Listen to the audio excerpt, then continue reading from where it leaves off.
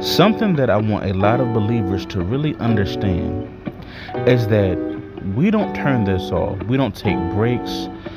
We can't turn this off. We are a believer 24/7, 365. We are a representative of Christ 24/7, 365.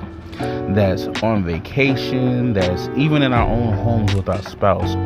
You are still a believer, whether you're at church or whether you're not. The moment that you announce to the world that you're a believer, or you represent in some way that you're a believer, that's how people are going to see you. And you never know when an unbeliever is going to be looking at you and watching you to see what you are or are not doing. And they will judge Christianity. They will judge Christ based off of how you act. So a lot of people want, oh, I'm at the beach. Oh, I'm on vacation. Oh, it's my birthday. Oh, I'm out of town. Oh, I'm traveling. Oh, I'm at a restaurant. They want these vacations from having to be a believer, but that doesn't happen. God doesn't stop being God, regardless of anything. Jesus didn't stop being Jesus.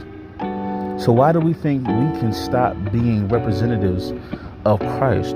That means we must uphold Christian standards in some capacity every day, all day. Whether it's humility, whether it's being humble and modest in the way that we dress, all of that. Even at the beach, we have to be modest. You don't have to be half naked or fully naked at the beach. You don't have to do that. You don't have to be that way because you're on a date night out in public. Now, when you're at home with your spouse, you can be in bone. You can just take your skin off. But you don't have to be that way out in public. It doesn't require that out in public. We still have a standard to uphold, even in private with our spouse. We have a standard that we're supposed to uphold. Why do we think that we get these breaks from being Christian? This is a 24/7, 365. I'm not going to sugarcoat it. And I feel like a lot of people have sugarcoated the requirements of Christianity, the requirements of holiness and standards.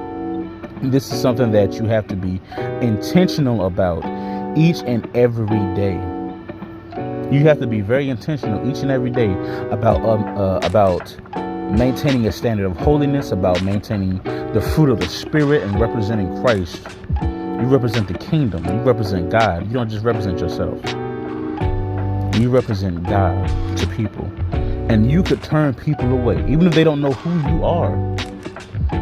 Even if they don't know who you are, and let's say you're out and you're wilding out. Next thing you know, they found out that you're a Christian later on. Oh, I saw them when they were at the beach and they was naked and just acting provocative, or I seen them when they were on a date and they cussed the waiter out and just was crazy. And I didn't know that they were a pastor. That's how a pastor acts. People will do that. Make sure that you represent God at all times. It's a part of dying to yourself, a part of dying to your flesh and submitting your will to God. That's a part of that. So let's discuss it in the comment section down below. Let me know, have you ran into these situations and what have been your thoughts? And like I always say, if you have any questions that you want to send me, need advice about anything religious, relationship, or otherwise, you can email me at thereapysessions@gmail.com. That's THEREAPY sessions@gmail.com. We out.